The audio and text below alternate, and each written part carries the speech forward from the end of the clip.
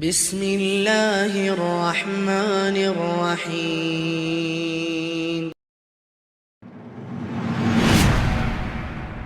ورحمة الله وبركاته. بسم الله الحمد لله حمد الشاكرين سبحانه وبحمده لا يحصر نعمه حاصر خيره فائض وإنعامه وافر وأشهد أن لا إله إلا الله وحده لا شريك له شهادة أدخرها ذخرا لليوم الآخر وأشهد أن سيدنا ونبينا محمدا عبد الله ورسوله خير حامد وأفضل ذاكر صلى الله عليه وعلى آله الطيبين الطاهر وأصحابه الغر الميامين كلهم لدين الله ناصر والتابعين ومن تبعهم بإحسان وسلم تسليما كثيرا المتكاثر. Amma ba'du, hadirin jamaah salat maghrib yang dimuliakan oleh Allah Subhanahu wa taala. Belajar dari surat Al-Kafirun yang telah lalu, surat yang memiliki kedudukan keutamaan yang besar. Surat yang memiliki keutamaan yang patut untuk kita ketahui. Ya. Surat yang sudah sepantasnya kita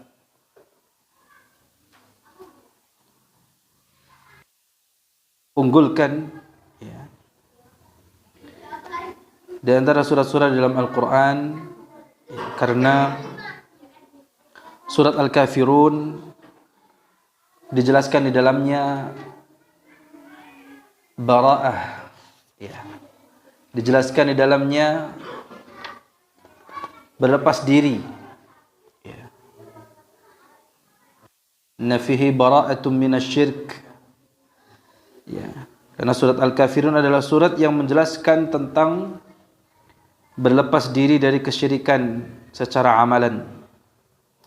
Maka di antara nama dari surat Al-Kafirun adalah surat Al-Ikhlas, ya. Jadi bersama dengan surat Qul huwallahu ahad, surat ini juga disebut dengan surat Al-Ikhlas, ya. Sebagaimana yang telah kita ketahui, ya, surat Al-Ikhlas yang dikenal itu adalah surat Qul huwallahu ahad. Qul ya ayyuhal kafirun, surat yang diawali dengan Qul ya ayyuhal kafirun juga dinamakan pula dengan surat Al-Ikhlas. Karena hal itu atau kedua surat ini menjelaskan tentang bara'atum minasyirk, berlepas diri dari kesyirikan. Makanya disebut dengan surat Al-Ikhlas. Tema yang diangkat di dalam surat Al-Kafirun, ikhlasul ibadah lillahi ta'ala wahdah wal bara'atu minasyirki wa ahlihi, ya. Yaitu mengangkat tema tentang memurnikan ibadah. Mengikhlaskan ibadah artinya memurnikannya. Beribadah hanya kepada Allah Subhanahu wa taala semata. Dengan kata lain, mentauhidkannya, ya, memurnikan ibadah. Jadi disebut dengan apa? Tauhidullah, menauhidkan Allah, ya. Menyembah hanya kepada Allah Subhanahu wa taala saja dan berlepas diri dari perbuatan syirik dan para pelakunya. Nabi SAW sering kali membaca kedua surat ini, surat Al-Kafirun, ya, dan surat Qul ya ayyuhal kafirun, dan surat apa? Qul huwallahu ahad. Di dalam salatnya Nabi SAW sering membaca dua surat ini. Ya, sebagaimana yang Telah kita bahas bersama di pertemuan yang lalu, kata Nabi sallallahu alaihi wasallam apa? Ni'matis suratan yaqra'u bihima fi rak'ataini qabla al-fajr. Sebaik-baik surat yang dibaca ketika 2 rakaat qabliyah subuh adalah qul ya ayyuhal kafirun dan qul huwallahu ahad. Sahabat Abdullah bin Mas'ud radhiyallahu anhu sendiri juga mengatakan, ma uhsi ma sami'tu min Rasulillah sallallahu alaihi wasallam yaqra'u fi rak'atayn ba'da al-maghrib wa fi rak'atayn qabla salati al-fajr bi qul ya ayyuhal kafirun wa qul huwallahu ahad. Aku sampai tidak dapat menghitung, kata sahabat Abdullah bin Mas'ud, seberapa banyak aku mendengar bacaan Rasulullah sallallahu alaihi wasallam di 2 rakaat ba'diyah salat maghrib, seperti tadi kita 2 rakaat ba'diyah salat maghrib dan 2 rakaat qabliyah salat subuh. Beliau senantiasa membaca di rakaat pertamanya qul ya ayyuhal kafirun dan di rakaat keduanya qul huwallahu ahad. Termasuk di dalam witirnya Nabi sallallahu alaihi wasallam, beliau juga membaca kedua surat ini, qul ya ayyuhal kafirun dan qul huwallahu ahad. Jadi di antara keutamaan surat Al-Kafirun, keutamaan yang dimiliki oleh surat Al-Kafirun ini, selain tadi terkandung di dalamnya ikhlasul ibadah wal bara'atu minasyirik, di dalamnya ada unsur ittiba'. Surat ini menjadi surat favorit gitu ya, surat yang sering dibaca oleh Nabi sallallahu alaihi wasallam di dalam salat. Artinya ini surat yang istimewa. Surat yang memiliki keistimewaan atau keunggulan dibanding surat yang lainnya. Tentu karena surat ini adalah surat yang memiliki keutamaan, Rasulullah sallallahu alaihi wasallam itu tidak hanya membaca surat qul ya ayyuhal kafirun ini di dalam salatnya saja. Bahkan di awal hari dan di penghujung malam. Nabi sallallahu alaihi wasallam ini disimpulkan oleh para ulama itu sering membaca surat Al-Kafirun di awal hari dan di penghujung malam sebelum tidur. Ini menunjukkan bahwasannya surat ini adalah surat yang penting untuk sering dibaca oleh kita sebagai umat Nabi Muhammad sallallahu alaihi wasallam. Karena Nabi sallallahu alaihi wasallam sering membacanya. Isinya apa tadi? Bara'atun minasyirik, yaitu pernyataan berlepas diri dari kesyirikan. Surat yang dibaca dalam bentuk sebagai pernyataan berlepas dirinya kita dari kesyirikan.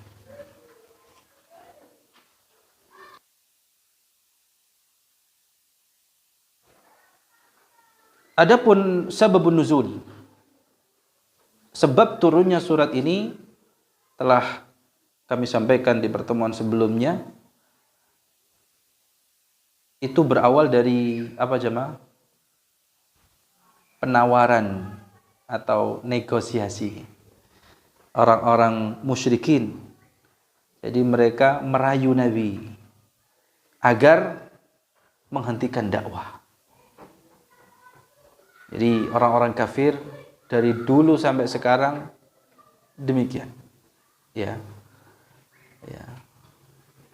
Merayu orang-orang yang mendakwahkan Islam, orang-orang yang menyebarkan agama Islam untuk menghentikan dakwahnya. Dakwah yang mengajak kepada tauhid dan meninggalkan kesyirikan. Ini orang-orang kafir, orang musyrik tidak akan pernah tinggal diam. Dan apa yang dilakukan oleh Nabi SAW itu adalah sebaik-baik cara, sebaik-baik teladan. Karena memang pada diri Nabi SAW ada uswah hasanah bagi kita. Laqad kana lakum fi Rasulillahi uswatun hasanah. Bagaimana cara menyikapi tawaran yang bagi kita sangat menggiurkan. Ya. Tetapi kita ini patut mencontoh Nabi SAW di dalam bersikap dan menyikapi ya tawaran-tawaran yang ingin menghentikan dan menggagalkan dakwah Islam. Orang-orang musyrik menawarkan kepada Nabi apa? Harta, tahta, jabatan. Tapi itu semua tidak membuat beliau sallallahu alaihi wasallam tertarik. Ya.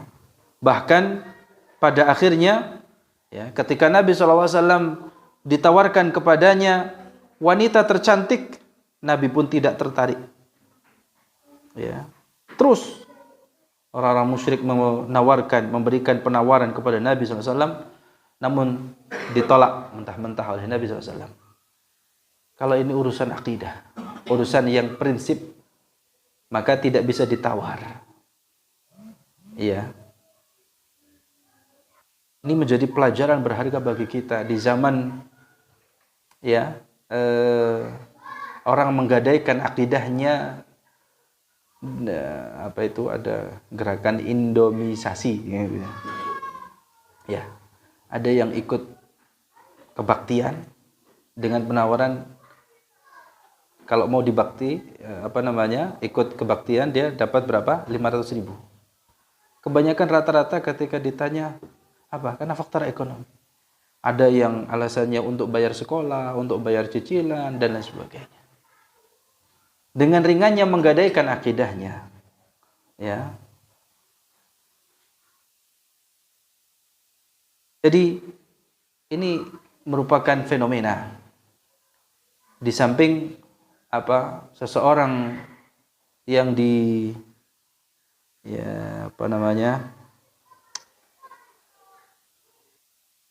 sudah dianggap sebagai tokoh, sudah ditokohkan gitu ya. Kemudian memiliki pemahaman toleransi yang kebablasan. Makanya akhir surat Al-Kafirun itu menjadi pedoman bagi kita untuk kita memahami dengan benar. Lakum dinukum waliyadin. Ya, lakum dinukum waliyadin. Ini menjadi cara kita menolak tawaran-tawaran yang menggiurkan itu. Ya. Untuk saling menghargai satu sama lain, ya.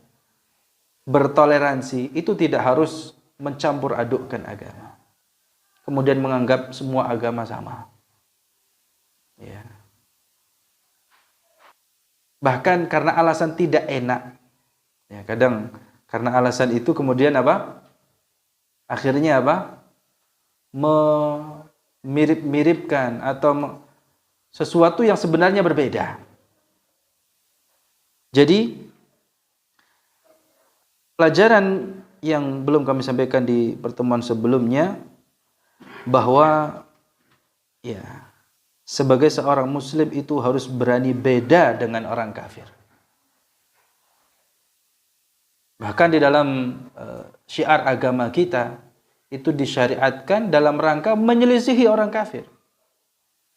Jadi tidak perlu ada usaha untuk menyamanyamakan, memirip-miripkan sesuatu yang pada dasarnya berbeda. Sebagai seorang muslim harus berani berbeda dengan orang kafir. Ya. Tidak hanya dari segi penampilannya, ya, penampilan luarnya, tapi yang paling penting adalah ya, juga yang tidak kalah penting adalah apa? Yang ada di dalam keyakinannya, di dalam hatinya. Ya, jangan sampai di luarnya berbeda, ya, tetapi ya, keyakinannya sama dengan orang kafir. Nah, surat Al-Kafirun itu artinya kan orang-orang kafir. pertanyaannya, siapakah orang-orang kafir itu? Dan al-kafirun yang di surat ini, sebagaimana yang telah kita pelajari, ini siapakah yang dimaksud orang kafir? Apakah kafir musyrikin saja secara khusus? Tidak. Ini sudah kita jelaskan. Kalau penyebutan orang kafir di surat Makkiyah, pada umumnya yang dimaksud orang kafir adalah mereka kafir Quraisy. Ya. Tetapi khusus surat Al-Kafirun ini, maka tidak hanya orang-orang kafir Quraisy, tetapi juga siapa? Ya, siapakah mereka? Ya, orang-orang kafir juga yang ada di zaman ini. Termasuk orang Yahudi dan Nasrani. Jadi, supaya tidak bias. Ya, sekali lagi, ya, penyebutan kafir di sini yashmalu kulla kafirin. Sawa'un kana minal musyrikin aw minal yahudi aw minan nasara aw minasy syuyu'iyyin aw min ghairihim. Kullu kafirin yajibu an tunadiyahu bi qalbika aw bi lisanika in kana hadran. Jadi orang-orang kafir itu ya adalah mereka yang tidak beriman kepada Allah, tidak mengimani Allah sebagai Rabb mereka, tidak beriman akan adanya hari kebangkitan, tidak beriman akan adanya surga dan neraka. Ya, termasuk di antara mereka selain orang-orang Yahudi dan Nasrani adalah orang-orang liberal dan munafikun. Ya. Yang pena mereka dan lisan mereka senantiasa menyerukan untuk menghormati kekufuran.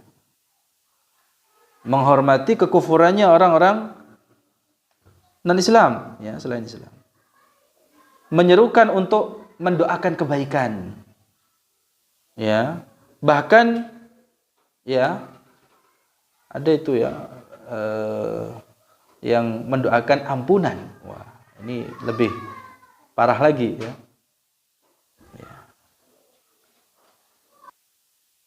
Kenapa demikian? Karena mereka ya dianggap telah berjasa pada kemanusiaan atau berjasa di dalam kasih sayang dan lain sebagainya. Ini sekali lagi ya kalau menganggap demikian ya orang-orang tersebut berjasa terhadap peradaban dan lain sebagainya, ini adalah merupakan toleransi yang apa? Kebablasan gitu ya.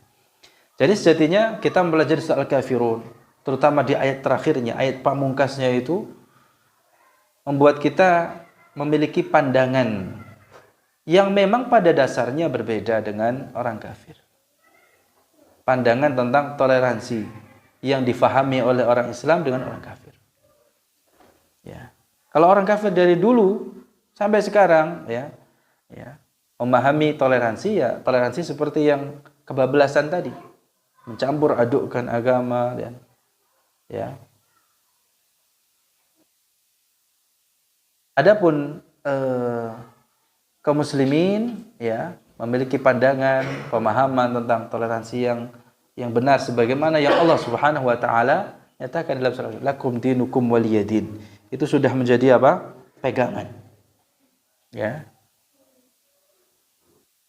Dan ketika menyebut al-kafirun, orang kafir, ya, maka ini merupakan sebuah ya istilah lawan dari muslim. Ya. Kalau tidak berserah diri kepada Allah, ya dia kafir. Itu sudah istilah yang paling toleran.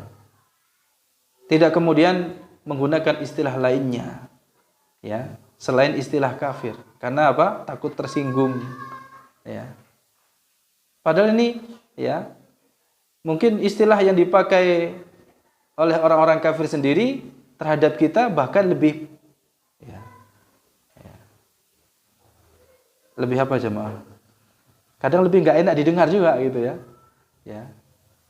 Mungkin domba tersesat apa gitu ya, atau apa ya.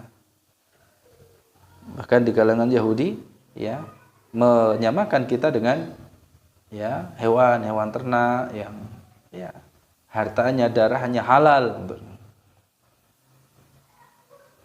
ya. Kalau yang mengatakan itu orang kafir, kita tidak heran. Termasuk orang-orang liberal, tentu itu bukanlah suatu hal yang mengherankan. Ya. Namun yang kita herankan adalah yang mengatakan itu adalah kaum muslimin, yang mengiyakan dan membenarkan ya apa yang dilakukan oleh orang-orang kafir. Ya. Bahkan mohon maaf, ya ini, jadi kita belajar ketegasan, tapi ketegasan ini menunjukkan kekuatan prinsip seorang muslim, bukan dalam rangka keras atau apa seperti yang disematkan itu ya. Ya. Kalau umpamanya kita membenci orang kafir, itu tidak berarti kemudian kita zalim, kemudian kita mengganggu, berlaku zalim kepada mereka, tidak. Ya. Kadang yang tadi yang kebablasan ini, bahkan sebagian dai atau yang diustadkan, dikiaikan, mereka juga ikut menghormati dan memuliakan orang-orang yang tidak mengenal agama itu.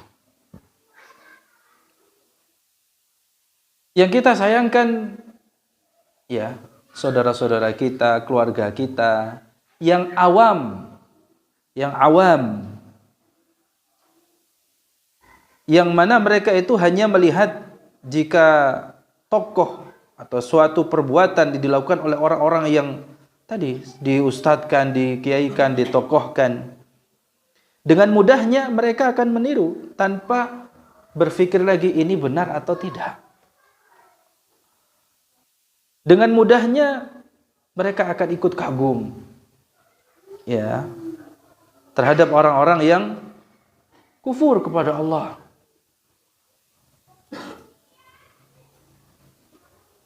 Tentu ini menunjukkan dangkalnya akidah umat, rendahnya pengetahuan serta kualitas tauhid di dalam jiwa kaum muslimin.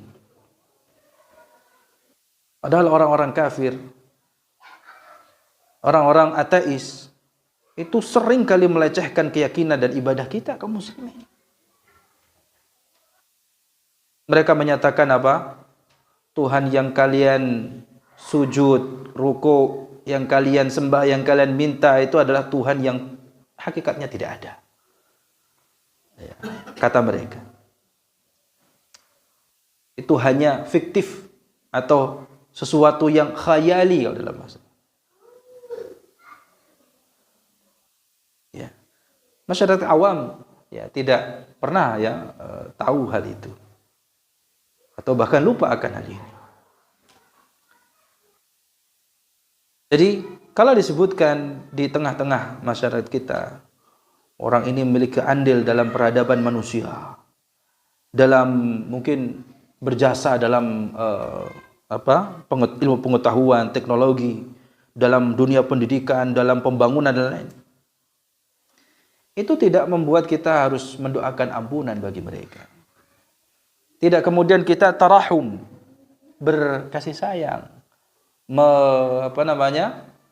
melakukan muwala, loyalitas ya, dalam urusan agama.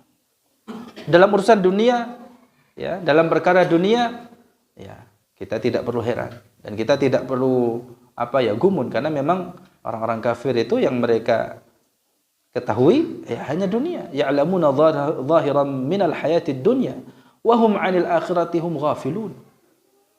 Ya. Jadi kalau umpamanya mereka sudah sampai ke bulan katanya. Ya, katanya ya. Atau mereka sudah sampai pada ya karena memang itu yang jadi apa? Ya, fokus mereka.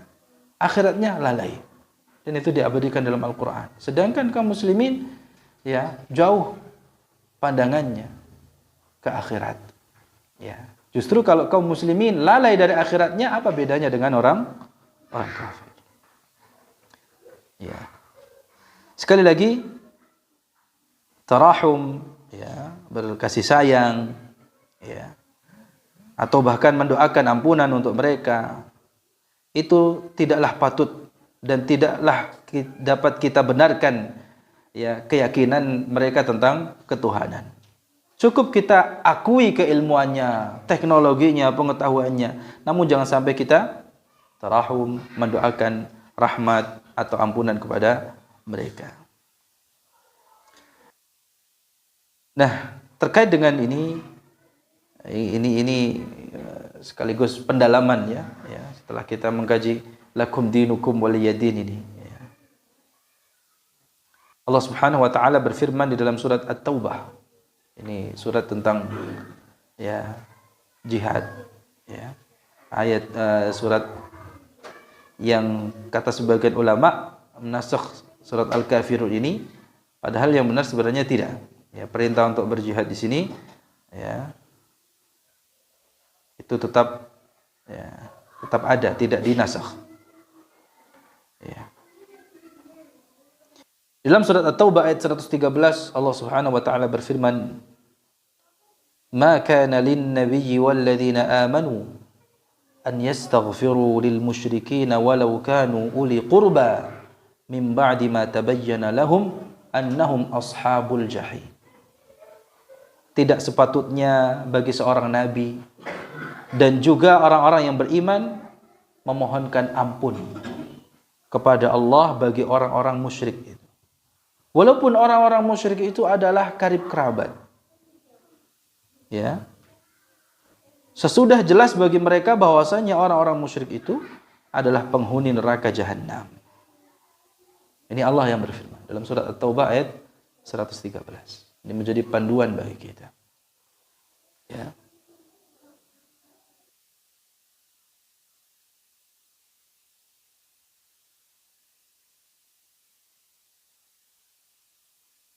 Jemaah sekalian yang dimuliakan oleh Allah Subhanahu wa taala. Kalau kita amati lebih dalam, ayat 113 dari surat At-Taubah itu turun berkaitan dengan paman Nabi yang kita kenal sebagai Abu Talib, ya. Siapa? Abu Talib. Jadi ayat tersebut turun bagaimana di dalam riwayat Imam Bukhari dan Muslim yang dari jalur Sa'id bin Al-Musayyib, di mana ayahnya menuturkan kepada Sa'id bin Al-Musayyib yang ayahnya juga ikut serta menyaksikan jenazah Abu Talib. Kita semua tahu, ya, Abu Talib. Ya, dia adalah paman Nabi kita Muhammad sallallahu alaihi wasallam. Dialah yang berkhidmah, ya, mendedikasikan dirinya di dalam membantu Nabi sallallahu alaihi wasallam sejak dari awal dakwah hingga wafat. Paman Nabi sallallahu alaihi wasallam yang bernama Abu Talib ini, ya, berjasa terhadap Islam lebih dari jasanya daripada kebanyakan jasanya umat Islam. Nah, saat Abu Talib wafat, Nabi SAW mendakwahinya agar memeluk Islam. Namun saat itu, ya, ini pentingnya kita memilih teman yang saleh.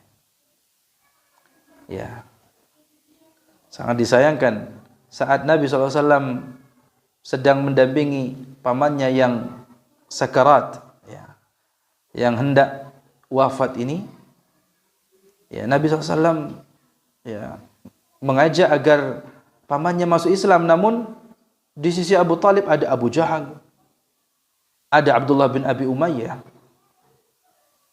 Ya.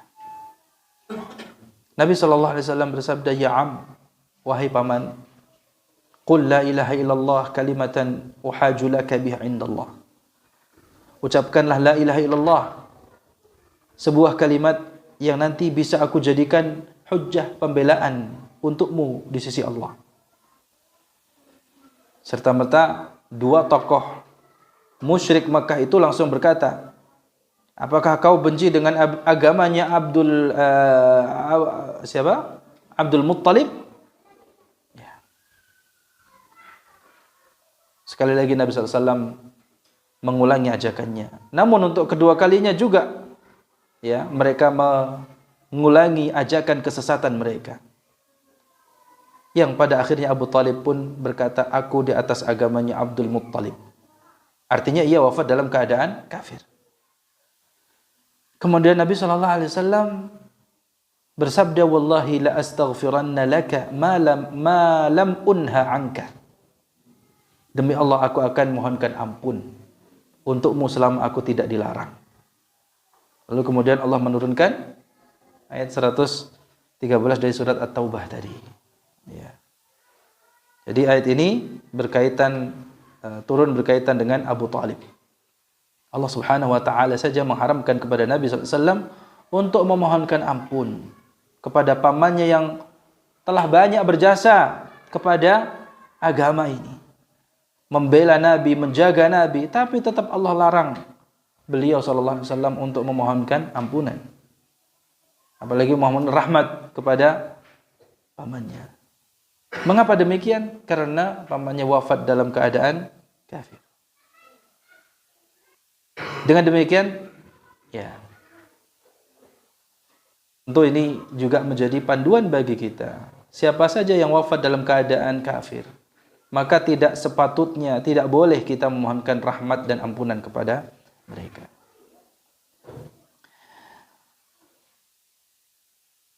Jamaah sekalian dirahmati oleh Allah Subhanahu wa taala. Tentu hal yang semacam ini menjadi pembeda. Kita harus berani beda. Ya.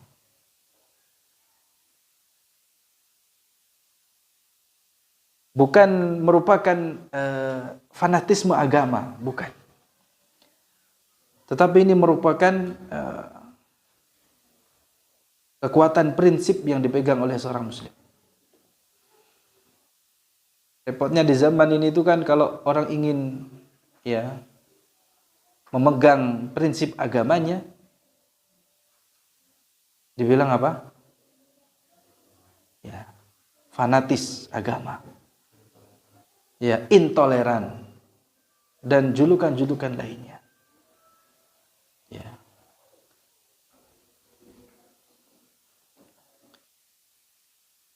Padahal sebenarnya tidak demikian. Justru kalau masing-masing, ya, ingin mendalami agamanya, memegang teguh agamanya, ya, itu tidak menjadikan masing-masing melampaui batas. Ya, karena memang toleransi itu ada batasannya. Ya. Ketika orang menyatakan toleran, itu tidak kemudian mencampur adukkan ajaran agamanya. Yang itu justru menunjukkan bahwa dia lemah di dalam memegang prinsip agamanya. Dan ini yang patut kita khawatirkan. Semoga Allah Subhanahu wa taala menjaga diri kita dan juga keluarga kita dari hal yang demikian. Karena yang kita khawatirkan apa jemaah? Seseorang itu keluar dari agama Islam, ya, namun dia tidak menyadarinya. Ya.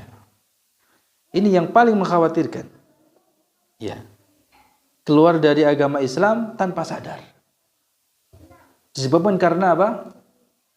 Ya tadi, keyakinan-keyakinan atau karena, ya, dicekokin, ya, doktrin-doktrin yang menyesatkan.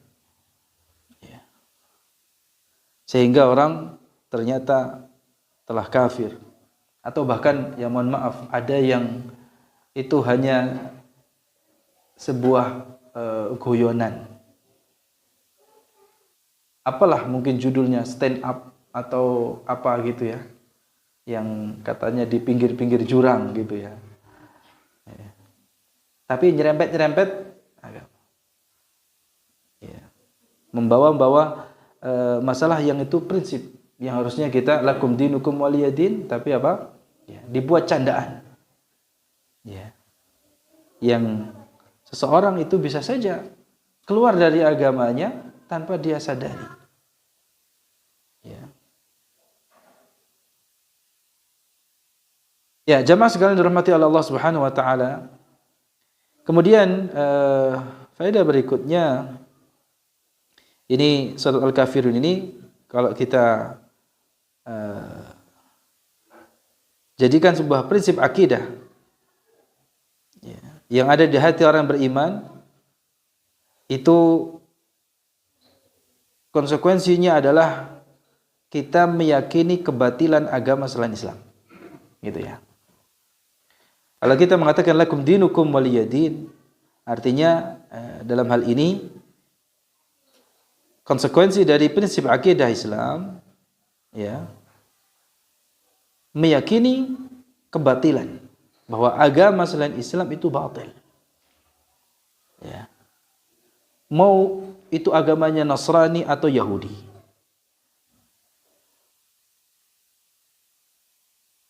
Ya.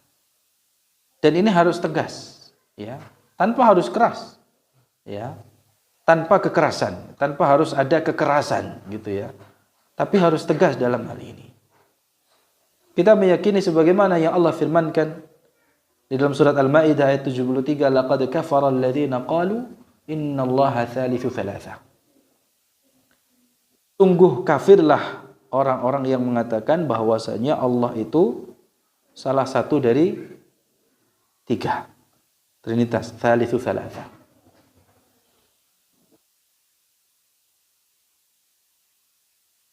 Termasuk yang menyatakan apa? Allah punya anak.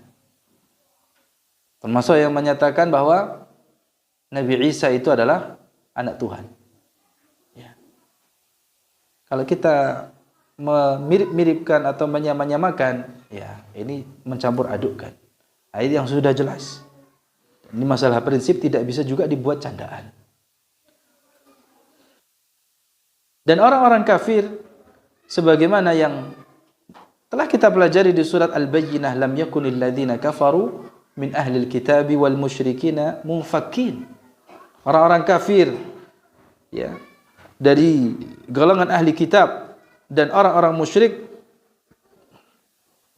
mengatakan bahwa mereka itu munfakkin, tidak akan pernah meninggalkan agamanya. Ya, ini diabadikan oleh Allah Subhanahu wa taala dalam Al-Qur'an sampai datang kepada mereka al-bayyinah, bukti yang nyata, hatta ta'tiyahumul bayyinah. Maka dengan demikian ahli kitab, baik itu Yahudi maupun Nasrani, adalah agama kekufuran. Itu yang harus kita catat. Ya. Ketika telah datang agama Islam, maka menghapus agama-agama sebelumnya. Jadi keyakinan ini adalah prinsip yang harus kita tanamkan dalam diri kita. Terutama bagi anak-anak yang mungkin ke depan tantangannya jauh lebih berat. Ya, kita yang orang dewasa saja kadang ketika ada orang yang dengan retorikanya, apalagi ditokohkan, sudah geder gitu ya, sudah goyah. Jadi ini merupakan prinsip yang harus kita yakini, prinsip yang harus selalu tertanam dalam diri kita, bahwa mereka itu adalah orang-orang kafir yang menentang Allah dan Rasul-Nya. Dan Allah Subhanahu wa taala melarang ya, orang-orang yang beriman untuk menjadikan musuhnya dan musuh-musuh mereka sebagai teman setia. Ya ayyuhalladzina amanu la tattakhidhu aduwwi wa aduwwakum awliya tulquna ilaihim bil mawaddah. Surat Al-Mumtahanah ayat 1. Ya, biasanya anak-anak ya, saat ini juga sudah mulai banyak hafal surat itu. Ya, itu ayat pertama dari surat Al-Mumtahanah. Wahai orang-orang yang beriman, janganlah kalian mengambil musuhku dan musuhmu menjadi teman setia yang kamu sampai kepada mereka itu sampaikan kepada mereka berita-berita Muhammad karena rasa kasih sayang. Ya, jadi ada kasih sayang.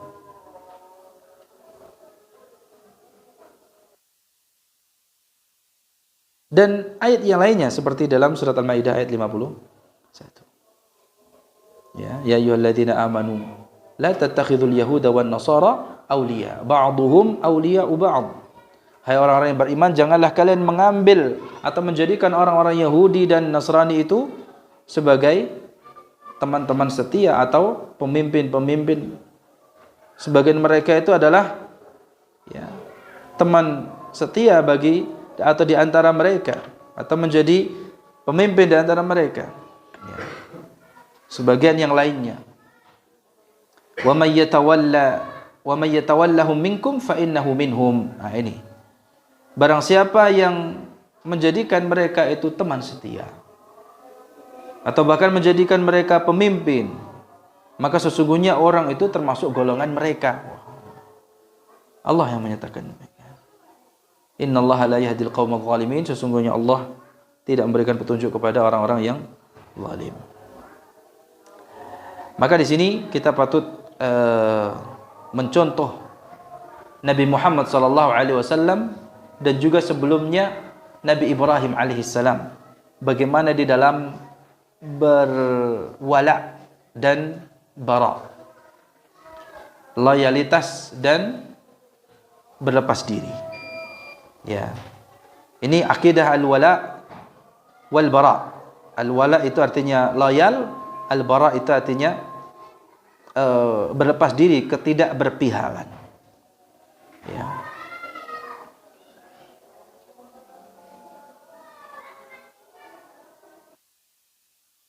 Jadi kalau kita simpulkan kewajiban kita dalam hal ini ada 3. Yang pertama, kita wajib meyakini bahwa orang-orang kafir, al-kafirun, itu mereka adalah orang-orang yang menentang Allah dan Rasulnya. Itu yang pertama. Kemudian yang kedua, kita pun wajib meyakini bahwa orang-orang kafir itu semuanya sedang berjalan menuju neraka dengan kekufurannya. Ya, meyakini bahwa mereka itu sedang menuju neraka dengan kekufurannya. Ya, tanpa melihat jasanya dalam tadi peradaban, dalam hartanya dan sebagainya. Tidak. Dengan kekufurannya mereka sebenarnya sedang menuju neraka. Dan yang ketiga yang harus kita wajib kita pahami terkait dengan orang-orang kafir itu, sehebat apapun kontribusi yang diberikan oleh orang-orang kafir dalam hal dunia, dalam permasalahan dunia, itu sama sekali tidak bermanfaat nanti di hari kiamat. Ya. Walaupun manfaatnya kita rasakan, orang lain rasakan, tetapi itu sama sekali tidak memberikan manfaat kepada dirinya nanti pada hari kiamat. Itulah 3 hal yang wajib kita perhatikan dalam hal ini. Yang pertama bahwa orang-orang kafir itu mereka adalah orang yang menentang Allah, yang harus menentang Allah dan Rasulnya. Dan kita wajib meyakini juga bahwa mereka itu sebenarnya sedang menuju neraka dengan kekufuran mereka. Dan yang ketiga, sehebat apapun kontribusi mereka dalam ilmu pengetahuan, dalam permasalahan dunia, itu sama sekali juga tidak akan memberikan manfaat kepada mereka pada hari kiamat. Wallahu ta'ala a'la wa a'lam. Wa sallallahu wa sallam ala nabiyyina Muhammad wa ala alihi wa sahbihi ajma'in. Ya, silakan muadzin kemudian adzan.